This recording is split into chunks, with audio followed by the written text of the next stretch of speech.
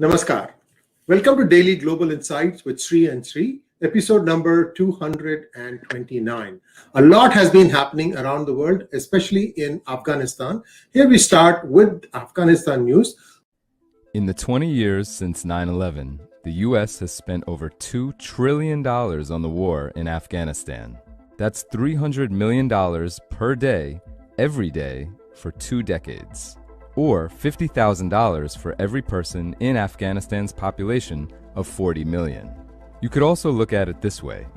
America has spent more trying to keep the Taliban at bay than the net worths of Jeff Bezos, Elon Musk, Bill Gates, and the 30 richest billionaires in America all put together.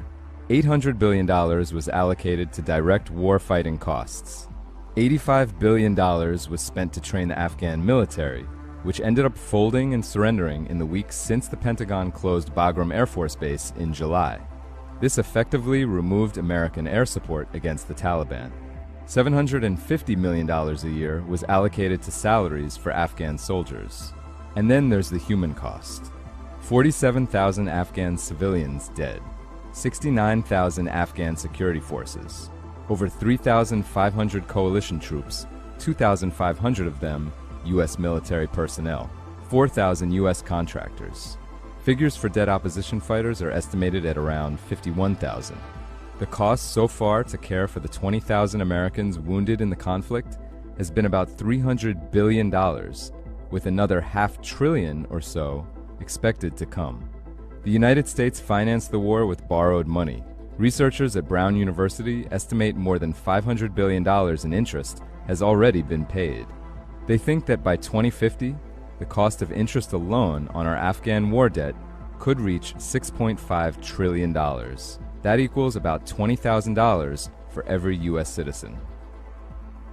The global fallout continues in Afghanistan, with recklessness visible on the exit strategy and global citizens being under threat.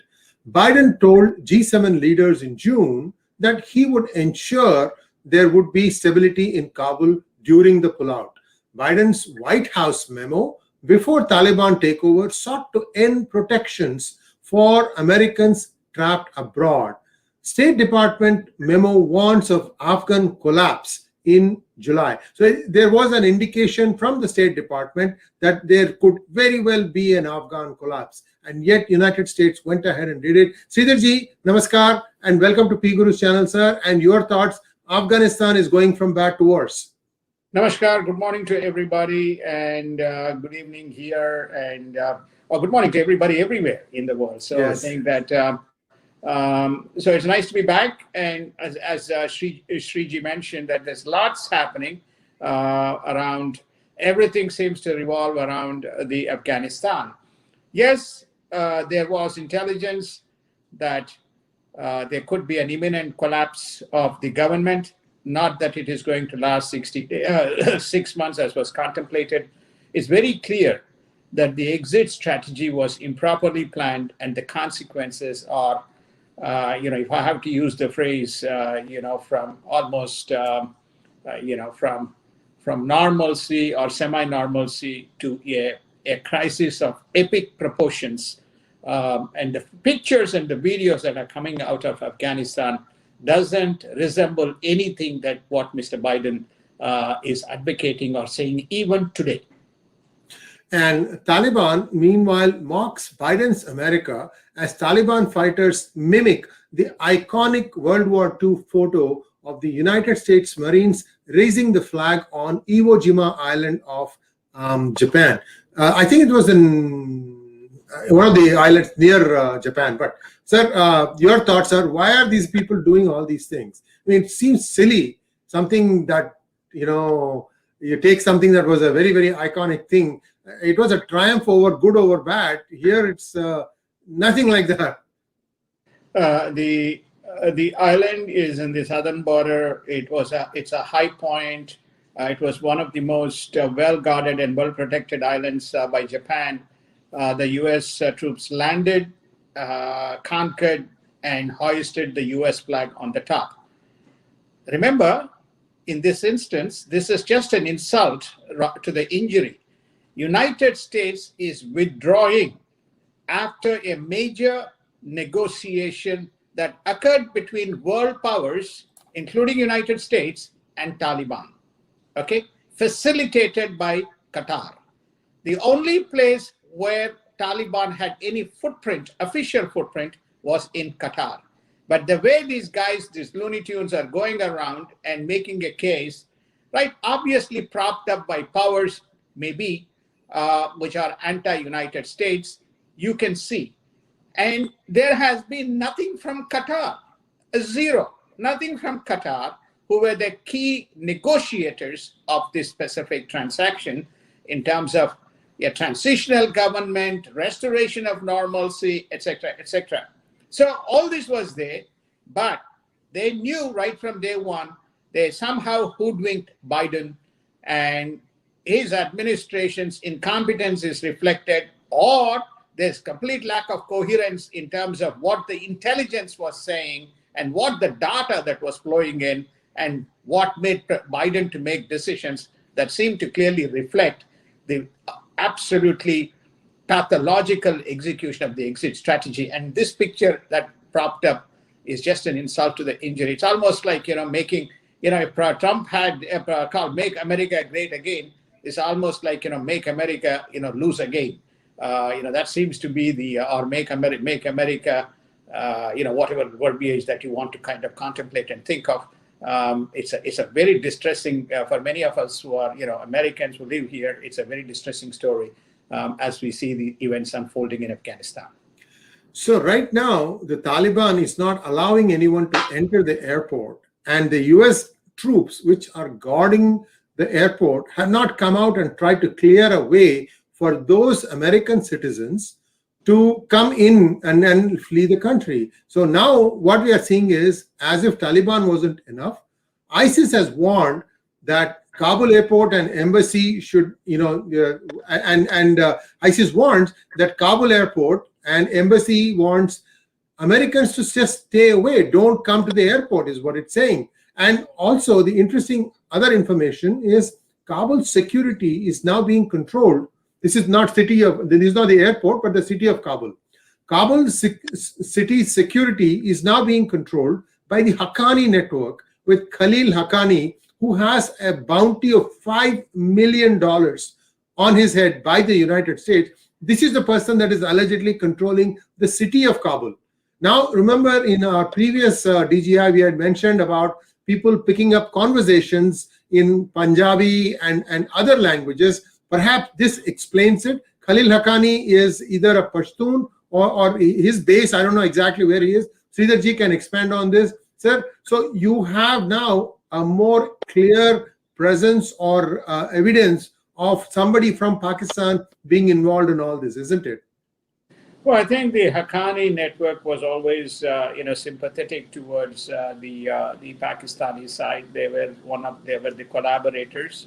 They were considered hostile rather than the northern province, who worked with the alliance when the post 9/11, when the invasion and the attack on Afghanistan happened. The fact the guy who has a $5 million bounty on his head is controlling the entire Kabul is a reflection of very sad state of affairs. It's also a reflection that it seems like none of this were factored in the negotiations. And even worse, this guy has a bounty of 5 million. If he has a bounty of 5 million, what was the US and allies doing in Afghanistan, and with no perceptive visibility of enforcement and apprehending this gentleman? Okay, now he is threatening, and apparently he has threatened a number of people. There are videos of people being harassed. There are videos of people being, hurt or getting hurt in whatever format, because we haven't seen the videos, but we have seen the defense secretary commenting about it. Now, Biden has one view, then Defense Secretary Lloyd Austin has a different view, which seems to kind of contradict. Now, they've effectively threatened that, anything that you do if you attempt to go to the airport, you will be apprehended. There's no security guarantee. I was also told that there is also passports and other things being picked up at these various checkposts which puts the lives of these people at peril. In Kabul, yeah. Go ahead, sir. Please go ahead. No, I think the French and the British were able to paratroop their army and rescue people for whatever reasons. To your point, United States has not done that. In Kabul, a tearful and fearful wait for Americans, and because they are not able to reach the airport, the promised wow now appears to be this is the official stand of the United States government appears to be, get to the airport, then you can get on a plane. The problem is that planes are taking off almost empty because people are not able to get inside the airport. Very, very serious state of affairs. This is something that, again, people are not saying. Also, Qatar airport filled up completely. They couldn't process anymore for about 8 hours. No flights took off from Kabul. So there is a fair amount of churn going on. Fears, rearrangements as US is scrambling. Now we are hearing that 10 different countries are going to be housing them temporarily until US can figure out a way to bring them to US soil. First of all, these people are having no papers. They've just got in and they are not being vetted. They may be COVID positive. We don't know. So these are all problems that face US. As if the border illegal migration wasn't enough, you have one other challenge. You could also have terrorist elements seep in. So a lot of problems, there are possible problems that could come, and this is really, really sad. I think you have summarized it quite aptly. This is just not United States. EU is contemplating this is the moment to help these poor Afghan refugees, and they need to be accommodated. So you have EU. Within EU, you have seen UK making arrangements. You have seen Holland making arrangements. You have seen Germany making arrangements. I think you also potentially have Spain maybe accommodating.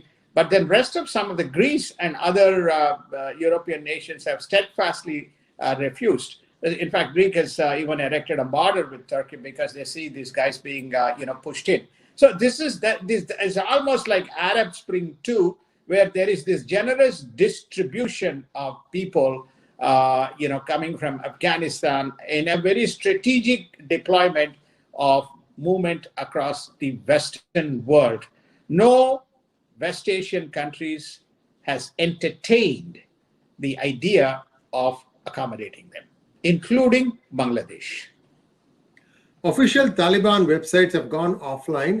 Reasons are not known. And German helicopters join airlifts and nearly 2,000 people have been evacuated. So the other countries have found a way into the city of Kabul to evacuate. Looks like US is still scrambling. I am at a loss. If we call ourselves the most powerful nation on earth, how come we can't do the same? Sir, your thoughts on this? What is going on? Well, I think it go back to the first set of issues that we raised. In that June 10th, 11th memo, Biden and his administration attempted to bring in an amendment which abdicates the accountability of American citizens trapped overseas or stranded overseas. This is almost on the precursor of this evacuation process beginning. So why June 10th, 11th? What did they know at that point of time, which we don't know? Why this memo was drafted and why this was done when this has not been the case, when it is the responsibility of the US government who have served them, people who have served them, they have accountability to. These people are not migrants. They're not living there by choice. They were all taken in as either part of reconstruction efforts or they were part of the efforts who supported the local administration, many contractors who were responsible, the embassy staff, and the armed forces and the support infrastructure.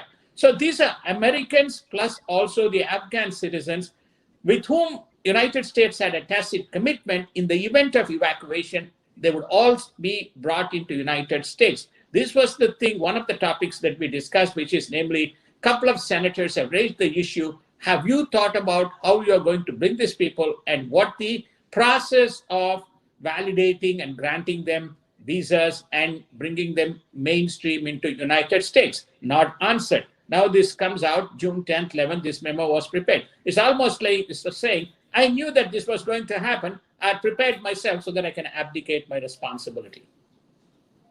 And Turkey requests Russia to be open-minded on Afghanistan. Taliban broke into Indian embassy and took away parked vehicles and documents. I wonder for whose sake. And Taliban promises to protect women and then kills them for how they dress. Dutch evacuations from Afghanistan begin after failed attempts. The EU fears Afghan refugee crisis will be happening with the collapse of Afghanistan. We've covered these things. Sir, just one quick thing. Why is Taliban raiding Indian consulates? They've done some cheap things, sir. They've taken away embassy vehicles. They've confiscated them. And they've also tried to look for some papers inside the embassy. This is embassy ground is Indian. Sir, sorry. Let me finish, sir. The embassy ground is India's. They've actually invaded India. So once you decide to hand over and leave, you have no locus standi. There is no diplomatic enclave. There is no transitional government. So therefore, this is effectively Taliban. And you saw the Taliban leader make his statement from Qatar, which is to say, we are in charge. We will be shortly declaring an Islamic Emirate. We covered this. And we are in charge. There is no transitional government. We are in charge. Again, I go back. Where is Qatar? Qatar was supposed to be a trusted arbitrator. Where is Qatar in this? Where is US? Where are all those allies not pushing back and saying, you guys did a deal with us, okay? Why have you reneged? What is the alternative recourse in the event of this being a failure? Those are all questions for which we have no answers. We have inconsistencies between Biden administration and the two other departments that work with him, which is defense and the State Department. So if State Department has one thing, the Defense Department has another, and then you have that completely contradict with the mainstream Biden administration. When they cannot sort out themselves, how they will bring in any other person. This is where I think the first 2 days when everything was in chaos, Mr. Biden was obviously, for whatever reasons, having a good holiday in Camp David. And the international community was aghast. This is the person, who promised security in June. This is the person who promised safety. And this whole botch-up is, and there is nobody to speak to. I don't know how many leaders he has spoken to. At least a couple of leaders I gather that he has spoken since his coming back to White House. By the way, he was supposed to be in Delaware, going back on vacation. Then today he also stalled that because he saw the crisis looming. So there's many questions, Sriji. With regard to the specific Indian, the point that I'm trying to make is that there's no diplomatic enclave, there's no diplomatic immunity. That ground belongs to Afghanistan. And so they have quickly and rapidly taken over. When you don't even have for the US government a locus standi beyond the airport, that is inside the airport, not outside the airport, you can't expect Indians to do anything. Anyway, why they stole their cars and why they stole the documents? Obviously, curiosity, figuring out what happens. Vehicles are available. It's nobody to question. It becomes just as, you see some of the videos. They're all dressed in US they've got their sunglasses, they've got their night vision glasses, they got everything. They almost look like a spick and span regiment and of a great nation, well trained. We're holding all the arsenal that United States has left behind. That's all the reason that all these things are perplexing. But having said that, I don't think anybody there has any locus standi. They're completely left to the whims and fancies of what Taliban is going to do. And Taiwan foreign minister says China wants to emulate Taliban, and Turkey accused of killing medical workers and anti-ISIS fighters. Deal reached for Qatari cash for Gaza ahead of Biden-Bennett meeting. So this is a new one. This is what we are talking about is something that is, cooking in the Israel-Palestine conflict, Gaza especially. So, sir, please expand on this. What are your thoughts? Where is the cash being sourced from? Is it again our friend Qatar? Yes, Qatar has worked because if you recall, Antony Blinken, the Secretary of State, visited, um, uh, you know, um, Israel, and he visited Palestinian territories. I don't know whether he visited Gaza. He certainly didn't visit Gaza. And he granted 35 million, totally about somewhere between 75 to 80 million dollars. This was taken out of the COVID-19 stimulus. We reported this in Daily Global Insights. And I think there was another 45 million. There's somewhere between north of $100 million was given so that, they can be alleviated from poverty, then education and enhancement of the ecosystem in Palestine. So now what has the Qataris done? Qataris have stated, look, we have cash. We want peace and harmony. So we want the money to reach Gaza. So therefore, United Nations, you help us and you become the person distributing this cash if required under the supervision of Israel government. Look, Israel government has got 5 people who represent, Mr. Naftali Bennett's party. Rest of the people is left and a coalition of various members. So what kind of, vetting and validation will happen in terms of the distribution of this money into Gaza, which is one of the flashpoints of trouble in that region? Many questions remain. It's very unfortunate, but yes, it is, a legitimate way by which they are doing it through United Nations.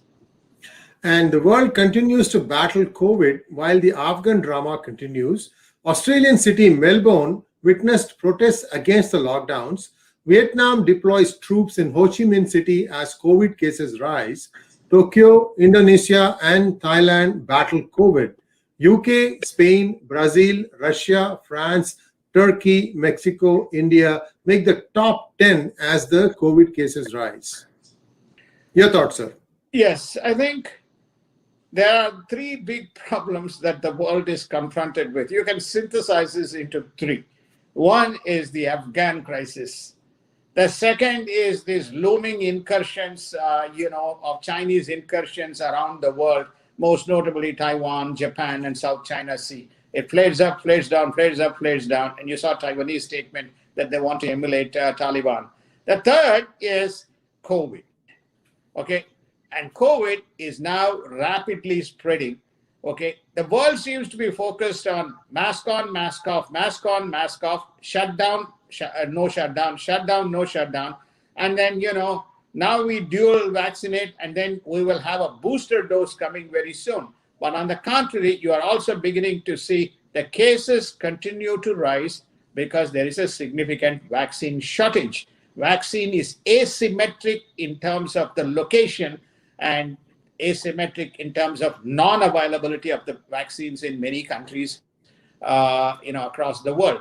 And this Delta virus, which is spreading, which is the most recent one, is supposed to be more contagious and it spreads much faster, but it may not be as what you call potent, as potent as the previous version. So therefore, there's not been significant casualties because of the potency. But having said that, the spiraling cases, especially in Asia, now it has spread to Europe. Is a reflection of this challenge and the problem that the world is confronted with. And let's take a look at US news. Marjorie Taylor Greene seeks to impeach President Biden over Afghan crisis. Where did you hear this first? Senator Ron Johnson slams Biden on Afghan handling. The GOP representative Greene says Biden has created the greatest hostage crisis in American history. Pentagon says 17,000 evacuated from Afghanistan, including 2,500 Americans. A lot more to go, I think, sir. Your thoughts?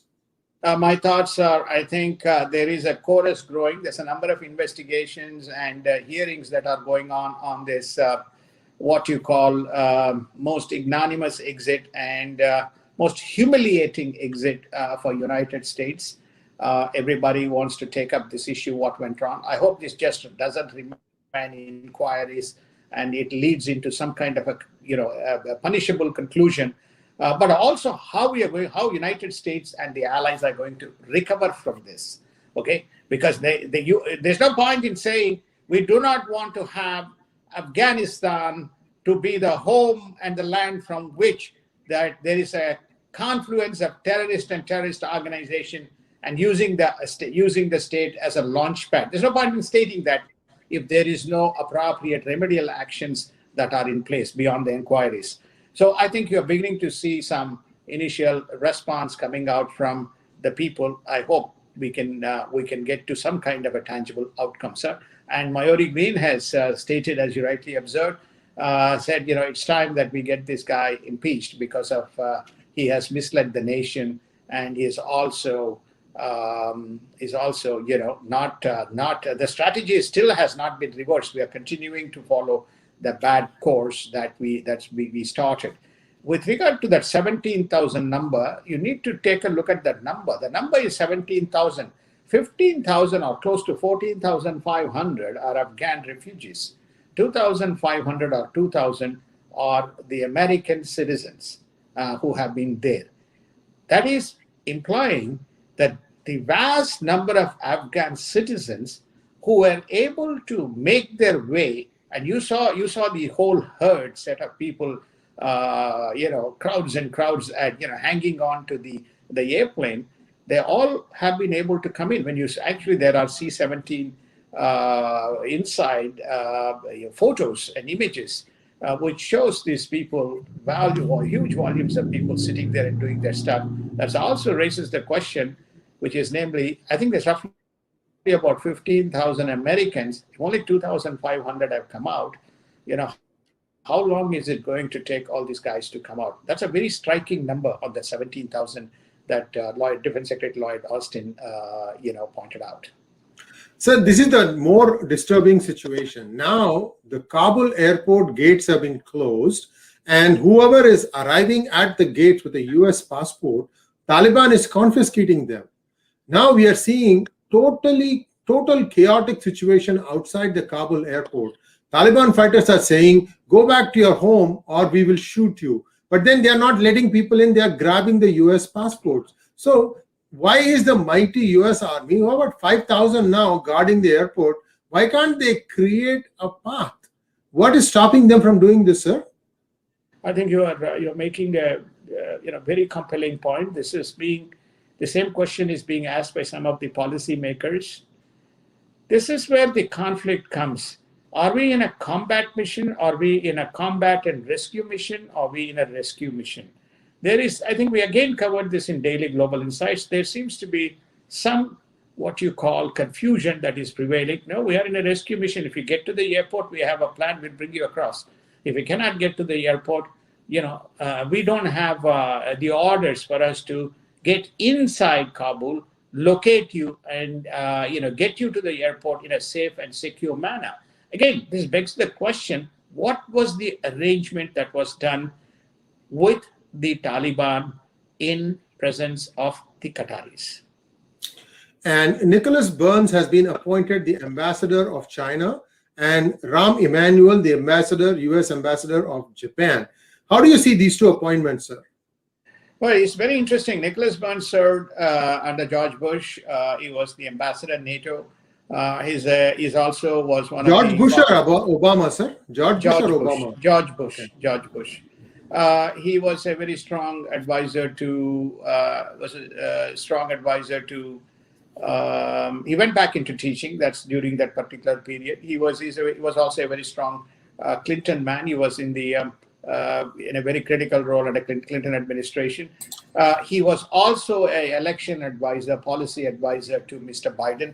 So it's quite natural that he has chosen Mr. Nicholas Burns, interestingly a career diplomat, as the ambassador. Remember, the US ambassador position has been left vacant for a long time. Trump had nothing to do with China, so he didn't consider that he had anything to discuss with China. So you find an important and key figure going to a very hostile China as the U.S. ambassador. Mr. Rahm Emanuel is one of the, he served under Mr. Clinton. He went back to Chicago. He was actively supporting Mr. Obama. Again, he's a very close confidant of the Democratic Party, and you can see him going to Japan. Why Japan? Because Japan is a strategic partner. There's a defense agreement between United States and Japan, which is supposed to protect the Japanese interests post-World War II. And they have had very less spending on their defense budget. But now, having seen what's happening, they have been increasing their defense budget. They were part of the Quad. In fact, they were one of the founder members of the Quad. Since then, they have been, harnessing their capabilities. So Rahm Emanuel Rahm Emanuel served under Bill Clinton. Then he went back. He was in Chicago, and did a decent job. Very controversial figure, very polarizing figure, but at the same time, very influential figure. He supported Clinton right through that impeachment process.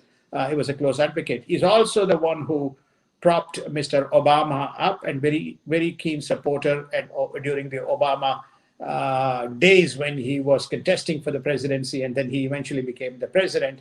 So it's interesting that Rahm Emanuel has been brought in, and he is being sent to Japan. Japan and US have a defense treaty. And now there is a concern that is growing within Japan as to whether the United States is going to support, after looking at what has happened in Afghanistan, in assuring the support. United States raised two countries, Israel and Taiwan. It did not raise Japan. So Japan is also, is probably an omission, but, can you say it's an omission given, Japan is the third largest economy in the world, and Japan holds the largest amount of US debt and has always served United States in the hour of the need in an economic context. So the story is they are sending a very symbolic figure, reflecting the importance that the Japan holds. Whether it will translate into specific actions, time will tell. From China with love. Border Patrol seizes thousands of fake CDC COVID-19 ID cards from China, and COVID cases continue to mount with 7.5 million active cases in the US and almost 2 million in California. Biden's education department took target governors for civil rights violations for banning school mask mandates. And Florida's largest school district flouts its Governor DeSantis' mask ban, and Alabama says it is out of ICU beds. Texas and Missouri erect field hospitals and tents. So with your permission, I'm going to put up the numbers for COVID for United States. Let's take a quick look at that, and then we can at least start slicing the data also. It's up now, sir. Please go ahead. Well, you can see it looks like the back of an elephant rather than a hockey stick. The steepest climb happening from the foot to the as you climb across its shoulders, and that's a reflection of the rapid acceleration of the numbers. Go back to, you can play back the past or prior daily Global Insight session. We have been reporting consistently and warning that the cases are rising. The cases are rising. The active cases are rising. They're rising at an alarming rate. It's astonishing that if you ask an average American, do you know how many active cases that you have in the United States? They wouldn't know. 7.5 million active cases we have in the United States. Who comes number two? Britain at 1.35. So it's almost 7x times what they have in Britain, and British population is not as big as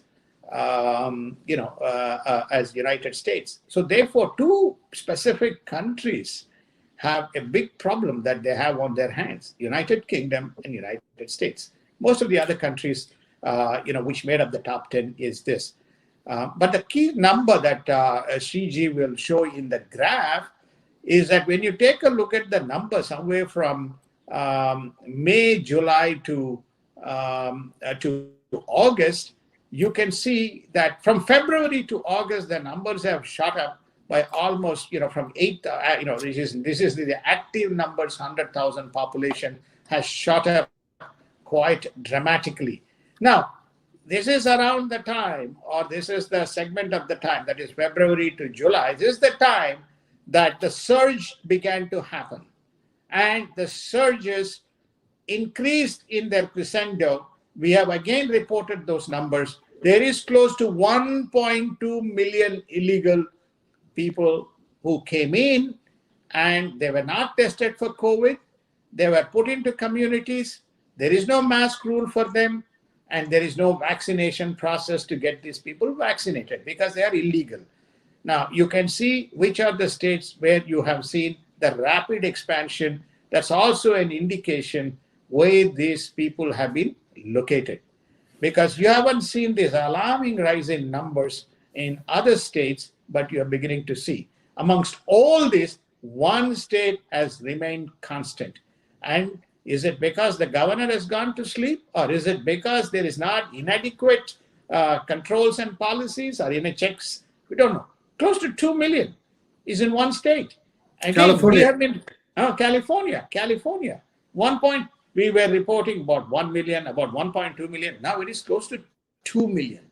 Okay, 1.97 or something. That, of that number is a 2 million number, which is a very significant number, and it is worrying. And what is also not reported is the efficacy of the vaccines is now beginning to come down to the extent that from September 20th, Biden administration has rushed and made an emergency necessity for booster dose. The first set of people are those who have immunosuppressant, that is those who are, have no ability, their immunity has been suppressed. They'll be the first set of people who will be vaccinated with these booster doses. This is another area where Biden administration is getting enormous criticism in terms of the handling of the COVID, and the numbers tell you the story. But the mainstream media here is completely fallen forward, backward, and center with United States, the present government. So truth is a casualty, but the facts are alarming. And in the middle of that, Mr. Sridhar pointed out, we have fake CDC certificates coming from who else but China with love. Yes, so, yes. So after this, I'll share that a picture of the fake IDs. So, so please continue, sir. We will get back to that. Okay, so I think that the conclusion is that what I want to say is the data tells the story. There is no way by which this is being arrested right now. And the policy is chaos. You can see between states and federal, there is conflict on vaccine mandates. There is conflicts on mask mandates. There is inadequacy of the hospitals and the emergencies. And nobody is saying what exactly is the reason and what are the causes for this acceleration in COVID-19. Is this going to be a threat as it gets out of control? And who is watching this all over the place? Who are watching this at state level and who is watching it at the federal level? So, but rather than addressing this on a war footing, all you have is these fights that are going on and trying to use judicial process, to tell schools what they need to do, to tell kids what they need to do, to tell the people what they need to do. While this telling is going on, the cases are rising and people are rebelling. In fact, in New York, for example, they basically said, we will not follow the mandate and we are not going to check people's, whether they are validly vaccinated or not. I don't even know whether they're going to check whether they should be masked or not masked. This is a liberal state which generally tends to follow what happens in the federal, if the federal happens to be run by a Democratic president. So this is Manhattan. And the other state is California. Both are problematic in terms of their. New York has relatively lesser problem, notwithstanding the fact New York had the biggest problem in wave one. California has got the biggest problem, and there's not much truth or not much actionable intelligence or actionable plans that's coming out from California to address this. So we have a problem here, sir. We have a big problem. And viewers, I just want to kind of drill into the data a little bit more. What I have is pointing to the 21st of January, which is around the time that the Biden administration took control of the United States. And then you can start seeing a steady rise in the number of cases. But you see, on the 21st of, let's say, I've got it 22nd, 20, that's fine. Look at the number. The total case rate per 100,000 was 7,689. And now, if you look at what it is today, it is at 11,466. That means a good over 55-60% rise. This is per 100K. Also, we are seeing the total cases now come to close to 38 million. Now, the reason we think that these things are ramping up, and now you're seeing the beginning of another hockey stick, is two things. One is the Delta variant, and the other is allowing what Sridharji said, at 1.2 million illegal immigrants without checking for COVID. And not only that, the government has dispersed them all over the country. So this is a huge blunder. I don't know what set of, who was in his mind trying to figure out all this stuff. Those people need to be fired forthwith. And I'm sure you have not heard the last of it. You're going to see a lot more on this. Sir, let's take a look at India's markets. Oh, I'm sorry. I need to get the other from China with love graphic. While I do that, please talk about India, sir, and I'll have that thing ready. No, I think there's basically India is what you're witnessing in India is progressive attempts to occupy the strategic window that's available to them in expanding the trade reach. So they are looking that one of the main items now they're focusing on is giving an impetus to the textile sector, which was neglected, especially the handloom sector. So they are trying to increase the increase the production and market it and distribute it and see how the textile sector can be lifted. A good segment of the population is employed in this sector, so I think that's a great move. The second, the palm oil. I think we talked about this. There's a focused attempt to increase the palm oil domestically, and in the process, cut down the substitute and cut down the imports that they are reliant on. So there is, and then the market expansion into the new markets, either on the manufacturing side or on the agricultural side, or on some of these specific segments within unaddressed segment of the manufacturing. They're trying to expand their footprint. The other thing that is a new impetus, new initiative that's also been triggered. The new initiative that's been triggered is to create a fund which is focused on MSME sector targeted at exports. So therefore, that's another area which they want to create a fund very similar to the infrastructure fund, which will help to provide it the impetus in terms of organizing and enhancing the ecosystem. MSME is one of the largest employers. It doesn't matter which part of the world it is, they are the backbone of any economic development and GDP. On the COVID front, I think that Zika D vaccination has now been approved. India is moving along, and I think it's reached close to 576 million doses of vaccine, and that includes dose 1 and dose 2. I think on the dose 1, they're around the 475 million. That $500 to $800 million, at least one vaccine dosage, will take India to around 70 to 80% of the population, to some extent providing the what you call the immunity levels or immunity boosters should Delta variant raise its ugly head and try to spread faster. And now the much awaited from China with love.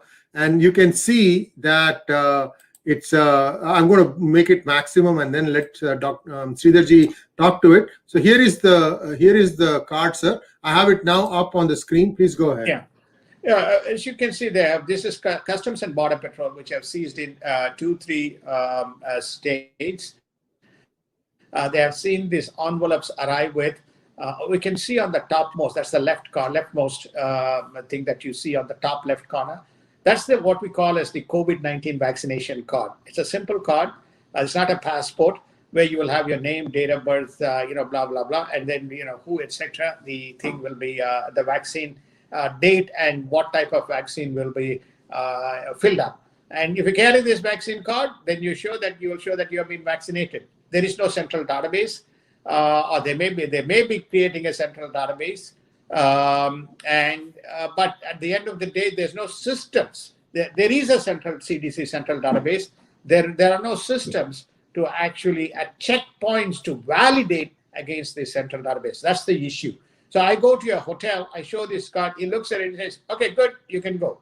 But there's nobody to key in and say, okay, I'm going to key in your date of birth, and then I'm going to figure out whether this is valid or not. So what happens under these circumstances? Those who are vaccinated, those who are not vaccinated, all, if you can secure this card, then it's almost like you are a ballot to vote in an election. Your ballot to access entry into a museum or a restaurant and so on. This is another great way by which you can generously spread COVID.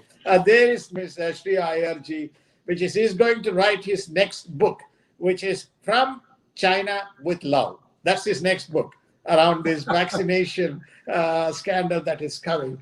So after this, they just recently completed book around the elections. I'll leave it to you, sir, to speak more.